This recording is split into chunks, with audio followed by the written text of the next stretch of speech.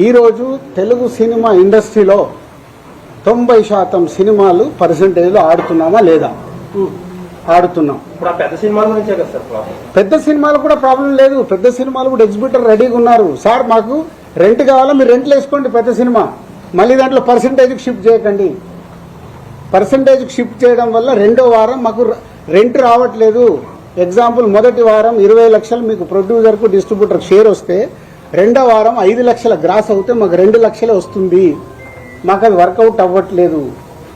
మరి ఇంకా బంద్ ఎందుకు చేద్దాం అనుకుంటున్నారు సార్? వర్కౌట్ అవ్వట్లేదు. ఆల్రెడీ పర్సెంటేజ్ 90% సినిమాలకు ఉంది. పెద్ద సినిమాలకు మిగతా 10% మాకు వర్కౌట్ అవుతున్నప్పుడు ఇంక బంద్ ఎందుకు? సో రెంట్ ఆర్ పర్సెంటేజ్, మీరు పాయింట్ మర్చిపోకండి.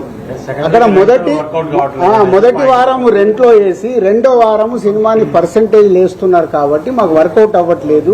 ఆర్ రెంట్, మీకు రెంట్ కావాలిస్తే పెద్ద సినిమాలు కూడా రెంట్లోనే వేసుకోండి, వాళ్ళు సిద్ధంగా ఉన్నారు. ఆర్ అన్ని సినిమాల్లాగా పర్సెంటేజ్ చేయండి. అంటే కమ్యూనికేషన్ వెరీ బ్యాడ్. ఇది పర్సెంటేజ్ విధానంకు వెళ్ళాలి అనేది ఒక పాయింట్. ఒక్క నిమిషం. రెండో పాయింట్, వాళ్ళ పాయింట్ ఆఫ్ వ్యూ మాట్లాడతాం. తమిళనాడు పర్సెంటేజ్, తమిళనాడులో వాళ్ళ సొంత సినిమా అక్కడ పర్సెంటేజ్లో ఆడి తెలుగు స్టేట్స్కి వచ్చే వరకు వాళ్ళకి రెంటల్లో వేసిస్తున్నాం. కర్ణాటక పర్సెంటేజ్, కేజీఎఫ్ కానీ కాంతారా కానీ వాళ్ళు అక్కడ పర్సెంటేజ్లో ఆడుతూ ఇక్కడ రెంటల్లో వేసిస్తున్నాం. నార్త్ ఇండియా మొత్తం పర్సెంటేజ్, యానిమల్ సినిమా మేము డిస్ట్రిబ్యూట్ చేశాము, ఇక్కడ రెంటల్లో వేపించి ఇచ్చాము. ఓవర్సీస్ అంతా పర్సెంటేజ్. మన సినిమా ఆడుతున్న ప్రపంచమంతా పర్సెంటేజే ఉంది.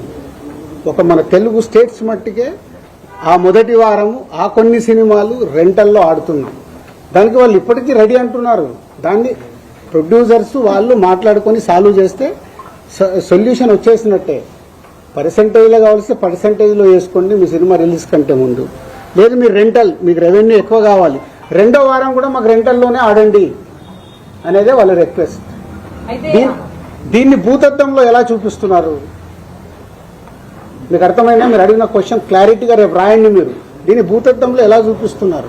ప్రపంచమంతా ఇదే తెలుగు సినిమా, పక్క స్టేట్ సినిమాలు ఇక్కడికి వస్తే వాళ్ళందరికీ పర్సెంటేజ్లు, వాళ్ళ సినిమాలకి అన్ని సినిమాలకి ఇక్కడ రెంటల్లో వేసిస్తున్నాం. వ్యతిరేక నేను మాట్లాడలే. ఇంకా ఇప్పుడు నాగవంశీ ఉన్నాడు, వేరే ఎందుకు Sithara we have is a very good association. నాగవంశీకి ప్రాబ్లం చెప్తే నాగవంశీ ఇప్పుడు ఏమన్నాడు, ఈ ప్రాబ్లం అయిపోగానే సార్ ఎగ్జిబిటర్స్కున్న ప్రాబ్లం ఏంటి మీరు డిస్ట్రిబ్యూటర్గా ఎక్స్ప్లెయిన్ చేయండి, మనం సాల్వ్ చేద్దాం. ఈ ప్రాబ్లం అర్థమయ్యేలాగా చెప్పేవాడు కావాలి కదా.